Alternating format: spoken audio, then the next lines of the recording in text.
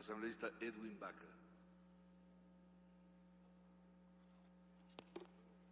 Gracias, señor presidente, colegas asambleístas. Es importante que en la lógica de aprobación de estas leyes no únicamente miremos la situación desde una óptica de arriba hacia abajo, sino lo inverso. Me refiero a que toda ley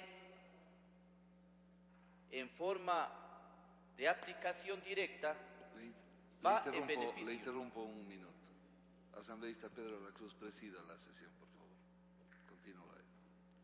Decía que es necesario que las leyes, y en esta en particular, sea analizada también en su debate desde los usuarios, de quiénes van a ser beneficiarios.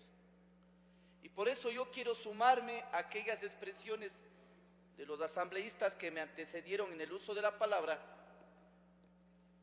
cuando no hay una claridad en algunos artículos, y eso hay que reconocerlo, que es necesario mejorar esta ley, y que atenta justamente al espíritu de la misma intencionalidad de la ley, que sería tener un sistema de registro de datos altamente tecnificado. Señor presidente y colegas legisladores, bien se ha dicho aquí, el artículo 265 de la Constitución es claro, señala que la administración de este sistema público de datos debe ser concurrente entre el Ejecutivo y las municipalidades. Pero cuidado, esto llegue a generar también, y no se vaya a convertir en botín político, o sea de los municipios o del gobierno. Eso tenemos que tener una claridad absoluta de que el sistema público de datos debe ser eminentemente técnico, ¿sí? Y si no, los alcaldes ya están también contentos pensando en que ellos van a poner a dedo, tal vez con la venia del Ejecutivo, a sus amigos como registradores de la propiedad. Esa no es la intención. La intención y el fin de la ley debe ser tener un sistema de datos altamente tecnificado. Porque no nos olvidemos que la misma Constitución nos habla en uno de sus artículos de que ningún organismo de control puede ser administrado por quien debe ser controlado. Eso también es una norma constitucional que tenemos que tomarle en cuenta. Por ello, señor presidente y honorables asambleístas, quiero hacer dos observaciones muy puntuales ya en cuanto a los articulados de la ley, sin perjuicio de que por escrito, conforme lo faculta la Ley Orgánica de la Función Legislativa, lo hagamos en estos días.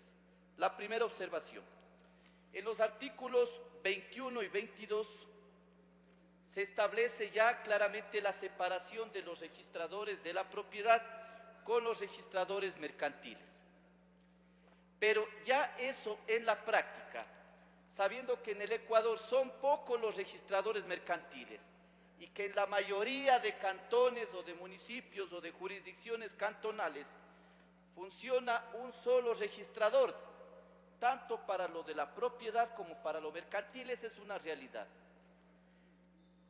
Debemos cuidar de que cuando ya se apruebe esta ley y entre en vigencia, ese desglose, esa separación de esos documentos, porque los registradores de la propiedad, y que también lo son mercantiles en la mayoría de cantones del país, tienen foliado en un solo texto, un solo libro, tanto lo de la propiedad como lo mercantil, y esos no son solo documentos públicos, son documentos históricos, y habría que tener la precaución de que ese desglose no vaya a alterar justamente este sistema.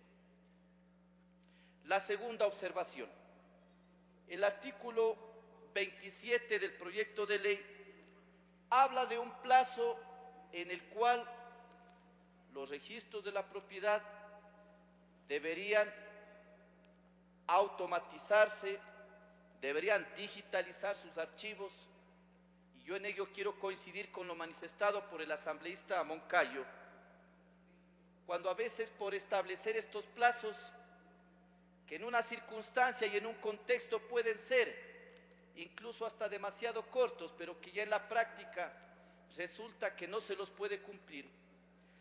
3 años no es un plazo adecuado, sobre todo porque ese plazo se lo puede cumplir en aquellas ciudades grandes del país, donde ya los registros de la propiedad sí están tecnificados.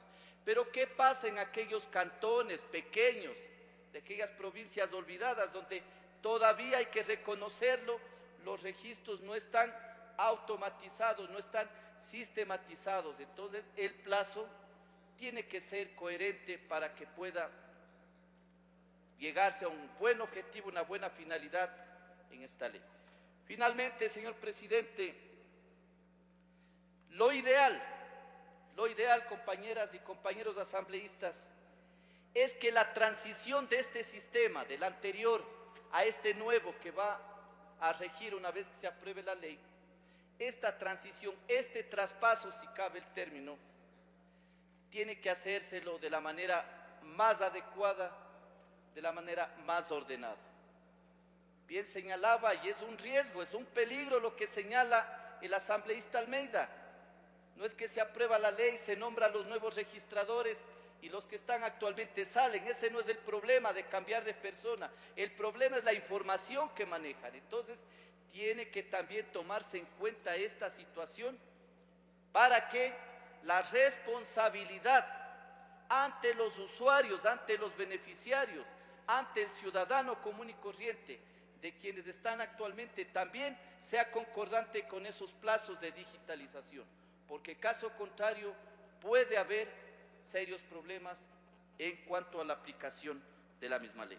Finalmente, señor presidente, y para concluir, permítame unos segunditos nomás, en mi calidad de asambleísta y sobre todo de profesión maestro, expresar mi solidaridad a las compañeras y compañeros maestros del país que están en este momento realizando una jornada de resistencia, y también demandar, como lo había dicho en la mañana, señor presidente, y con esto concluyo, demandar de esta función del Estado la posibilidad de que la Asamblea Nacional sea también el escenario de discusión, de socialización y, ¿por qué no?, de acercamiento de posiciones inflexibles para que lleguemos al diálogo, a un acuerdo, se terminen estas paralizaciones que afectan a los niños, a los jóvenes que tienen que estar estudiando, y los maestros también tienen que ser respetados en sus legítimos derechos.